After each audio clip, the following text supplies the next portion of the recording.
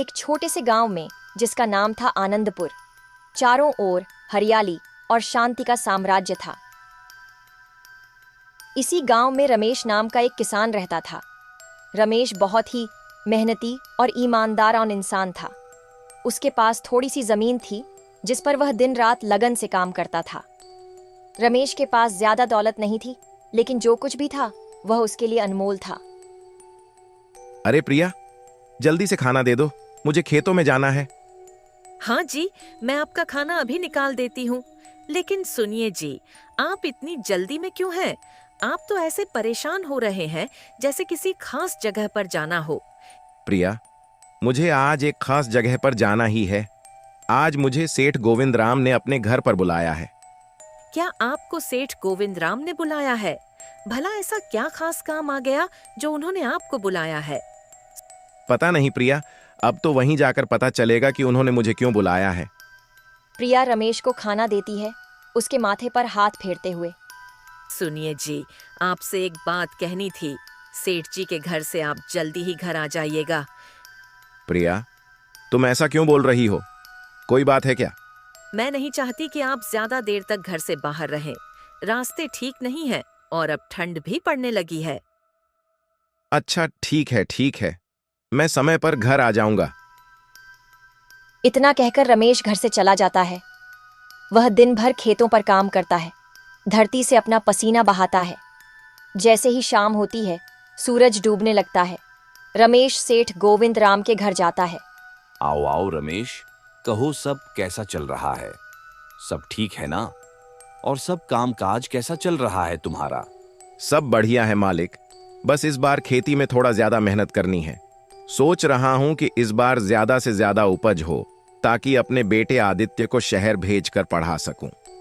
अरे रमेश, तुम्हारे बेटे को शहर में पढ़ने के लिए तो बहुत बड़ी रकम चाहिए, पर क्या इतनी बड़ी रकम तुम्हारा छोटा सा खेत पूरा कर पाएगा? हाँ मालिक, मैं जानता हूं, पर मैं कर भी क्या सकता हूं। अपने खेत में दिन दुगनी रात चौगुनी मेहनत तो कर ही रहा हूं, और देना न देना तो सब ऊपर वाले की मर्जी पर निर्भर है। हाँ रमेश, तुम तो सच में बहुत ही मेहनती हो। अरे मैं तो तुम्हें एक बात बताना भूल ही गया। क्या बात है मालिक, कहिए ना। मेरी गेहूं की बोरियां शहर पहुंचाना है। अगर तुम अपनी बैलगाड़ी से मेरा यह काम कर दो तो बदले में मैं तुम्हें अपनी 5 बीघा जमीन तुम्हें जोतने के लिए दे दूंगा, और उसका कोई भी किराया या पैसा तुम्हें मुझे नहीं देना होगा। ना मालिक, क्या आप सच कह रहे हैं? इतना बड़ा सौदा, और वो भी मेरे लिए? रमेश, आज तक मैंने कभी भी झूठ नहीं बोला। ये तुम्हारी ईमानदारी और मेहनत को देखते हुए तुम्हारी मेरी तरफ से यह तोहफा है। तुम अपने बेटे को शहर में पढ़ाओ लिखाओ और उसे एक बड़ा आदमी बनाओ। मैं आपकी यह बोरियां जरूर शहर पहुंचाऊंगा, और आपकी जमीन में मैं इस बार ऐसी मेहनत करूंगा कि आपकी फसल दोगुनी होगी। आपका यह एहसान मैं कभी नहीं भूलूंगा। इतना कहकर रमेश वहां से अपने घर को चला जाता है। उसके कदमों में नई ऊर्जा थी। अरे वो प्रिया, कहाँ हो? जरा सुनो तो। अजी, क्या हुआ जी? आप बड़े खुश दिखाई दे रहे हैं। कोई खास बात है क्या? हाँ, एक बहुत अच्छी खबर लाया हूं। सेठ साहब ने मुझे अपनी 5 बीघा जमीन खेती के लिए दी है, और उसकी फसल में से वे कुछ भी नहीं लेंगे।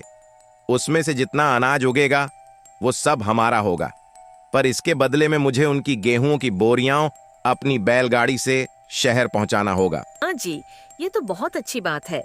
ऐसा मौका हर किसी को कहाँ मिलता है। अगर ऐसा हुआ तो हमारे पास भी अच्छे खासे पैसे आ जाएंगे। अब लग रहा है कि हमारे दिन बदलने वाले हैं। अब हम अपने बेटे को शहर भेजकर अच्छी शिक्षा देंगे। मैं उसकी जिंदगी में हर वो चीज दूंगा जो मुझे नहीं मिला है। अब मुझे मेरा सपना सच होता हुआ दिख रहा है। पिताजी, शहर लौटते समय जलेबी लेते आना, मुझे जलेबी बहुत पसंद है। ठीक है बेटा, मैं तुम्हारे लिए जलेबी ले आऊंगा। थे।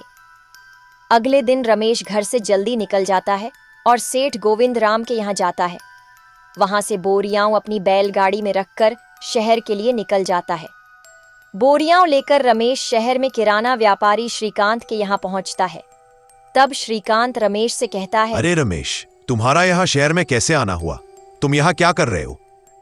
अरे काका, सेठ गोविंद राम ने आपको यहाँ बोरियां पहुंचाने को बोला था। अरे हाँ रमेश, मैं तो भूल ही गया था। जाओ, हमारे यहाँ बोरिया तुम रखवा दो। हाँ, आप फिक्र मत करो, मैं रखवा दूंगा। अच्छा, तुम बहुत दूर गांव से आए हो तो चलो कुछ नाश्ता पानी कर लो। मैं तुम्हारा ज्यादा समय नहीं लूंगा। चलो और चलकर कुछ खा लो। अरे नहीं नहीं काका, रात होने से पहले घर जाना है। अच्छा तो ठीक है, अब तुम जाओ। और हाँ, सेठ जी से कहना कोई अभी भी हम उनका गेहूं संभाल कर रख रहे हैं। ठीक है काका, अब मैं चलता हूँ। अगली बार आऊंगा तब नाश्ता पानी करूंगा। रमेश चलते चलते थक जाता है और एक जगह पर बैठ जाता है। तभी उधर से एक किसान आता है। अरे रमेश भाई, आप यहाँ क्या कर रहे हो? अरे भाई, क्या बताऊं, सेठ गोविंद राम के बोरियों का हिसाब लेने आया था, मगर रास्ते में चलते चलते इतना थक गया, सोचा कि थोड़ी देर बैठकर आराम कर लूं। अच्छा, बोरी का हिसाब लेने चले थे और खुद ही बैठ गए। ये तो अच्छा हुआ कि मैं यहाँ आ गया, वरना तुम तो यहाँ अकेले ही बैठे रहते। अरे नहीं भाई, अब मैं घर की ओर निकलता हूं और रात होने से पहले मुझे घर भी पहुंचना है। अरे भाई, तो चलो हम साथ में चलते हैं, मुझे भी घर जाना है। कुछ ही दूर चलने पर एक जलेबी वाले की दुकान आती है। जलेबी की दुकान को देखकर रमेश कहता है, अरे जरा रुको भाई, मुझे जरा कुछ जलेबी खरीदने हैं। मेरे बेटे ने मुझसे जलेबी मंगवाए हैं, उसे जलेबी बहुत पसंद है। अरे भाई, जलेबी कैसे पीस बेच रहे हो?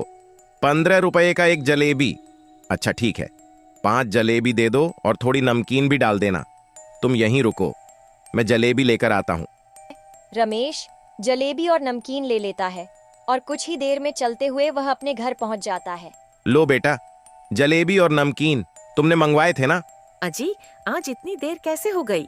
आज तो आपको बहुत समय लग गया। इतनी देर से कोई घर आता है क्या? सुनिए जी, मैंने आपसे कितनी बार कहा है कि घर समय पर जाया कीजिए, मगर आप हमेशा किसी न किसी काम में व्यस्त हो जाते हैं और समय पर घर पर ही नहीं आते। प्रिया, श्रीकांत जी के घर गया था।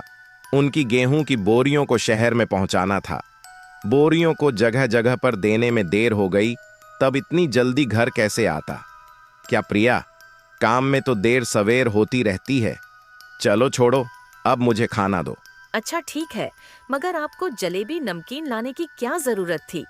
अभी वैसे भी हमारे पैसे के मामले में हाथ तंग है। ए प्रिया, तुम दोनों की खुशी से बढ़कर मेरे लिए और कुछ भी नहीं है। तुम दोनों के चेहरे पर खुशी लाने के लिए अगर मुझे पूरी दुकान भी लानी पड़े तो मैं वह भी कर सकता हूँ। चलिए बस अब रहने दीजिए, बातें बनाना तो कोई आपसे सीखे। आइए अब सब मिलकर खाना खा लेते हैं। पूरा परिवार मिलकर जलेबी नमकीन खाकर सो जाता है। उनके मन में आने वाले कल के लिए मीठी उम्मीदें थीं। रमेश दिन रात एक करके खेत पर काम करता है और बहुत ही कम समय में अच्छी फसल उगा लेता है। रमेश के पड़ोसी किशन लाल को यह सब देखकर बहुत जलन होती है। सुनिए जी, क्या आपने सुना? रमेश को सेठ गोविंद राम ने 5 बीघा जमीन खेती के लिए दी है। रमेश तो पहले से ही अच्छा खासा कमा लेता था और अब तो उसके पास 5 बीघा जमीन और आ गई है। अब तो वह बहुत जल्दी अमीर हो जाएगा। हाँ सरस्वती, मैंने भी यह बात सुनी है। सच कहूं तो मुझे भी उसकी खुशी देखी नहीं जाती। हर बार हर चीज रमेश के ही किस्मत में क्यों आता है? जो भी हो, हम कर भी क्या कर सकते हैं? अच्छा, अभी उसकी फसल तैयार होने दीजिए, तब हम देखेंगे कि आगे क्या करना है। उसी समय हम कोई कदम उठाएंगे। अभी कुछ भी करने का कोई फायदा नहीं होगा। सरस्वती, तुम ठीक ही कह रही हो, मगर रमेश बहुत ही तेज इंसान है। उसे धोखा देना इतना आसान बात नहीं है। हमें कोई ना कोई ऐसा तरीका निकालना होगा जिससे कि सांप भी मर जाए और लाठी भी न टूटे। हमारा काम भी हो जाए और उसे पता भी न चले। मुझे सब पता है जी, आप चिंता मत करो। जब उसकी फसल पककर तैयार होगी तब हम देखेंगे क्या करना है। ठीक है सरस्वती, अब मैं अच्छी तरह से समझ गया हूं। असली खेल तो तब शुरू होगा जब उसकी फसल पककर तैयार होगी। तब देखना हम रमेश को कैसे सबक सिखाते हैं। अब मैं भी चुप नहीं बैठूंगा। रमेश अपनी जमीन पर लगन से अपने खेतों में काम करता है। अच्छी फसल उगाने के लिए वह अपना जी जान लगाकर मेहनत करता है। उसकी मेहनत का पसीना यह गवाही दे रहा था कि उसकी फसल कितनी अच्छी होने वाली है। ऐसे ही कुछ समय बीत जाता है। सुनिए जी, रमेश की फसल पककर तैयार हो गई है। यही सही समय है, हमें कोई ना कोई कदम उठाना होगा। अरे हाँ सरस्वती, इस बार तो उसे हमें अच्छा सबक सिखाना होगा।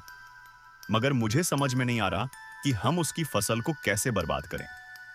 इस बार तो हम उसे ऐसा सबक सिखाएंगे कि वह दोबारा पैर पर उठने की कोशिश नहीं करेगा। सुनिए जी, आप बहुत सारे जानवरों को उसके खेत में छोड़ दीजिए। वे सारे जानवर उसके खेत को बर्बाद कर देंगे। और जानवरों के चले जाने के बाद कुछ दवा का भी फसलों पर छिड़काव कर दीजिए, जिससे उसकी फसल पूरी तरह बर्बाद हो जाएगी और हम अपने मकसद में कामयाब हो जाएंगे। फसल के बर्बाद होने का नुकसान रमेश सह नहीं पाएगा और सेठ गोविंद राम को मजबूरन उसका खेत लेना पड़ेगा। यही मौका है रमेश को पूरी तरह से बर्बाद करने का।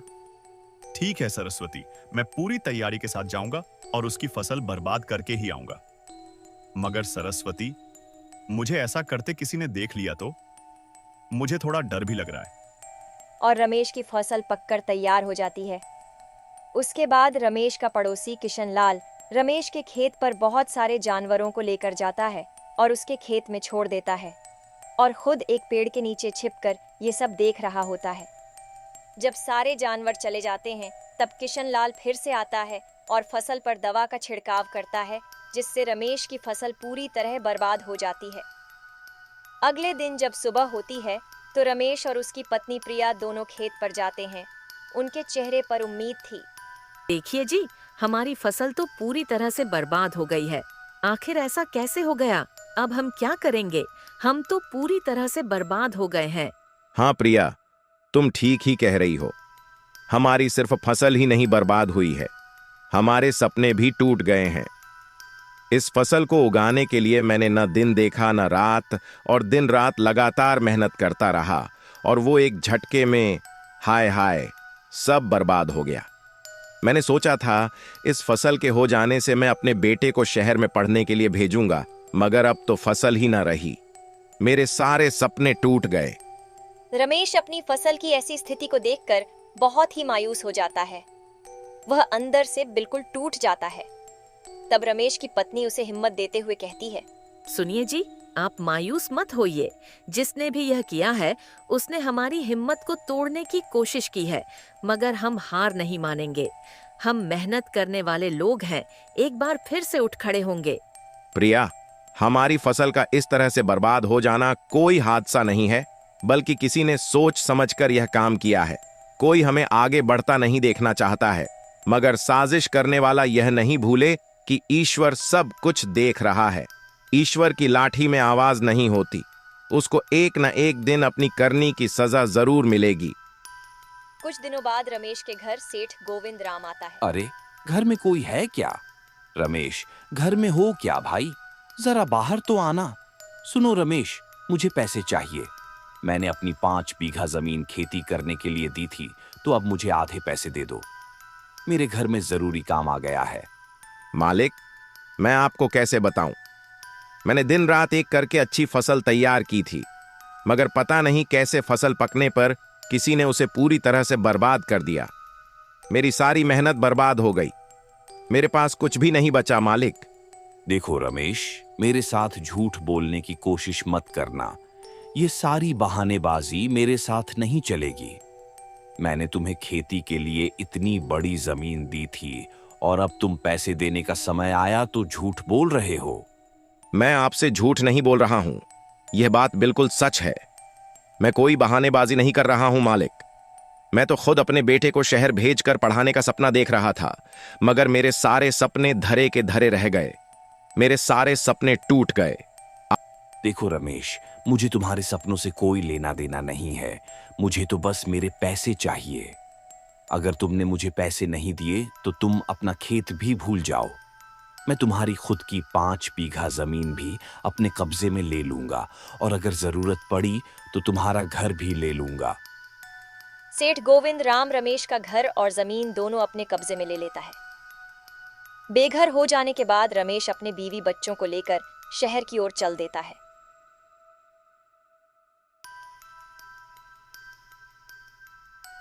आकाश की ओर देखते हुए असहायता के साथ रमेश हे भगवान, मैं कैसा लाचार पिता हूं जो अपने बेटे का पेट भी नहीं भर सकता। मेरे पास तो न कोई रहने का ठिकाना है और न ही कोई काम है। फिर मैं तुम दोनों का पेट कैसे भरूं? भगवान हमारी इतनी परीक्षा क्यों ले रहे हैं? मुझे तो कुछ भी समझ में ही नहीं आ रहा कि मैं क्या करूं। आप हिम्मत मत हारिए जी, मैं कुछ करती हूँ। कहीं से खाना मांग कर देखती हूँ, शायद कुछ मिल जाए। प्रिया एक घर की तरफ जाती है और घर के सामने खड़े होकर आवाज देती है, घर में कोई है क्या? सुनिए बहन जी, क्या आपके पास थोड़ा खाना मिलेगा? मेरा बच्चा बहुत ही भूखा है, थोड़ा सा खाना दे दीजिए, मेरी मदद कीजिए। आपका बहुत बड़ा एहसान होगा मुझ पर। अब तो घर में खाना बचा ही नहीं है। सभी लोगों ने खाना खा लिया है और खाना खत्म हो चुका है। अगर तुम थोड़ा पहले आती तो शायद थोड़ा मिल भी जाता। अब घर में खाना नहीं बचा है तो मैं तुम्हें खाना कहाँ से दूं? तुम किसी और से खाना क्यों नहीं मांग कर देखती हो? शायद तुम्हें वहां कुछ मिल जाए। प्रिया मायूस होकर वापस आ जाती है। उसके चेहरे पर उदासी थी। क्या हुआ प्रिया? क्या तुम्हें कहीं भी खाना नहीं मिला? मैं जानता था इस गांव में अब हमारी मदद कोई नहीं करेगा। चलो हम शहर चलते हैं। वहां मेरा एक दोस्त रहता है, शायद वह मेरी कुछ मदद कर दे। वे तीनों शहर की ओर निकल जाते हैं। उनके कदमों में एक नई उम्मीद थी। अरे रमेश भाई, कैसे हो? और यहाँ कैसे आना हुआ? और भाभी को भी साथ में लाए हो? बड़ी खुशी हुई तुम्हें यहाँ देखकर। अरे अमित भाई, हमारे नसीब में अब खुशी कहाँ है। मैं यहाँ मुसीबत का मारा हुआ आया हूँ। हमने अपना गांव छोड़ दिया है। उस गांव में अब मेरा कुछ नहीं बचा है। मेरे इतने महीनों की मेहनत बर्बाद हो गई और सेठ गोविंद राम ने मेरा जमीन और घर दोनों अपने कब्जे में ले लिया। हमारे पास अब रहने का ठिकाना तक नहीं है। हम जाएं तो जाएं कहां? इसीलिए मैं आपके पास आया हूं। अब आप ही हमारी कुछ मदद कीजिए। रमेश भाई, तुमने बहुत अच्छा किया कि यहां चले आए। मैंने दूसरी जगह पर दूसरा घर ले लिया है। आज से तुम और तुम्हारा परिवार इसी घर में रहेंगे और यह लो कुछ पैसे। अभी तुम्हें इन पैसों की बहुत जरूरत है और तुम्हें किसी चीज की जरूरत पड़े तो मुझे बिना किसी हिचकिचाहट के बताना। अमित भाई, तुमने मेरे बुरे समय में इतनी बड़ी मदद की है, मैं इसका एहसान कैसे चुकाऊंगा? रमेश भाई, असली दोस्त वही होता है जो बुरे समय में तुम्हारे साथ खड़ा हो। और तुमने तो अपनी दोस्ती और ईमानदारी से हमेशा अपनी दोस्ती का फर्ज निभाया है। इसलिए अब मेरा भी फर्ज बनता है कि मैं तुम्हारे बुरे समय में तुम्हारी मदद करूं। यह घर तुम्हारा है। अच्छा तो ठीक है रमेश भाई, अब मैं चलता हूं। उन्हें रहने के लिए घर तो मिल जाता है, मगर शहर में वे रहकर खाएंगे क्या और करेंगे क्या? यह उनके सामने सबसे बड़ी समस्या बन चुकी थी। सुनो प्रिया, हमें रहने के लिए घर तो मिल गया है, मगर इस शहर में जीने के लिए हमें कुछ न कुछ तो करना ही पड़ेगा। लेकिन मैं क्या करूं? मुझे कुछ समझ में नहीं आ रहा है। अजी, आप चिंता मत कीजिए, मेरे मन में एक ख्याल आया है। आपके दोस्त ने जो थोड़े पैसे दिए हैं, उन्हें बाजार में ले जाकर चाट और पकौड़ी की सामग्री ले आइए।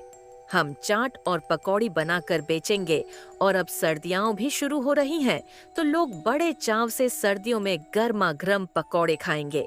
अगर हमारी चाट पकौड़ी की दुकान चल गई तो हमारे पास भी अच्छे खासे पैसे आ जाएंगे। अच्छा ठीक है प्रिया, कहीं ऐसा ना हो कि घर में जो थोड़ा बहुत पैसा है वह भी चला जाए और हमारे चाट पकौड़ी का व्यापार भी न चल पाए। अजी, आप बेकार में ही चिंता कर रहे हो। भगवान पर भरोसा रखो, सब ठीक होगा। रमेश बाजार जाकर उन पैसों से चाट और पकौड़ी बनाने की सामग्री ले आता है। फिर प्रिया उन सामग्री से चाट और पकौड़ी बनाती है। प्रिया कुछ पकौड़े बनाकर रमेश को देती है और रमेश उन पकौड़ों को बेचने के लिए निकल पड़ता है। रमेश हर जगह आवाज लगाता है, गर्मा गर्म पकौड़े ले लो, मसालेदार चाट ले लो, खाओगे एक बार मांगोगे बार बार। गर्मा गर्म पकौड़े। अरे भैया, ये पकौड़े देखने में तो बहुत ही स्वादिष्ट लग रहे हैं। गरम तो है ना? कैसे दे रहे हो पकौड़े? बिल्कुल गरम गरम पकौड़े हैं। 20 रुपए के 5 पकौड़े हैं। अच्छा ठीक है, 10 पकौड़े दे दीजिए भैया। 10 पकौड़े उसे देता है और पैसे लेकर आगे निकल जाता है। धीरे धीरे करके रमेश के सारे पकौड़े बिक जाते हैं और रमेश घर वापस आ जाता है। अब रोज, प्रिया, एक गिलास पानी तो देना जरा, मैं बहुत थक गया हूं। हाँ जी, अभी लाती हूँ। सुनिए जी, क्या हुआ? क्या कुछ पकौड़े बिके? हाँ प्रिया, हमारे सारे पकौड़े हाथों हाथ बिक गए हैं।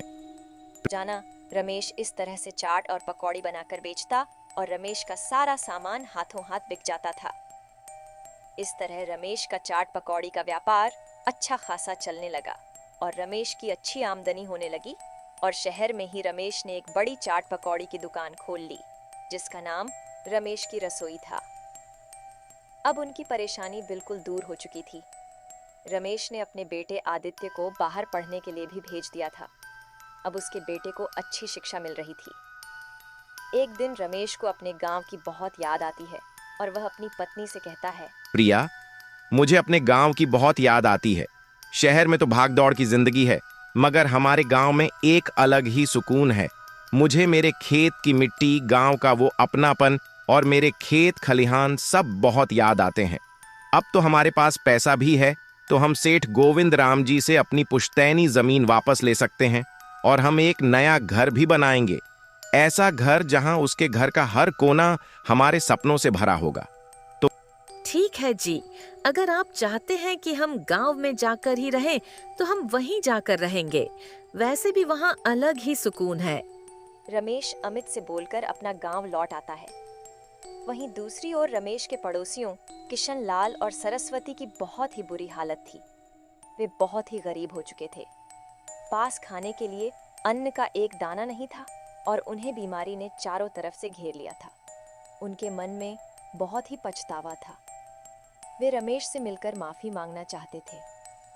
जब उन्हें पता चला कि रमेश गांव में वापस लौट आया है, तब वे रमेश के घर जाते हैं। रमेश भाई, हमें माफ कर दो। मैं ही वो था जिसने तुम्हारी फसल बर्बाद की थी। तुम्हारे बढ़ते कदम मैं रोकना चाहता था।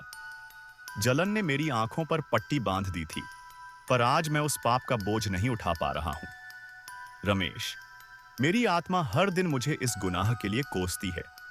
इसीलिए रमेश भाई, मुझे माफ कर दो। मैं बहुत ही शर्मिंदा हूं।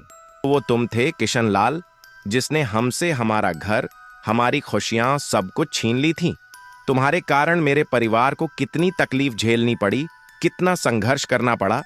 किशन लाल, ऊपर वाला सब देखता है, वह कभी किसी का बुरा नहीं करता। तुम अपनी गलती मान चुके हो और अपने के पर पछता रहे हो, इसलिए माफी मुझसे नहीं ऊपर वाले से मांगो, क्योंकि एक दिन सबको उसी के पास जाना है और हम सबके गुनाहों को माफी देने वाला वही है। मैंने तो तुम्हें माफ कर दिया है। अब तुम घर जाकर ऊपर वाले से भी माफी मांग लेना, वे तुम्हें जरूर माफ कर देंगे। अब रमेश सेठ गोविंद राम से अपने खेत और घर भी छुड़वा लेता है और वह खुशी खुशी जीवन बिताने लगते हैं। उनके सपनों का घर अब साकार हो चुका था। अगर हमारी कहानी आपको पसंद आई हो तो हमारे वीडियो को लाइक करके चैनल को सब्सक्राइब करें और एक प्यारा सा कमेंट ज़रूर करें।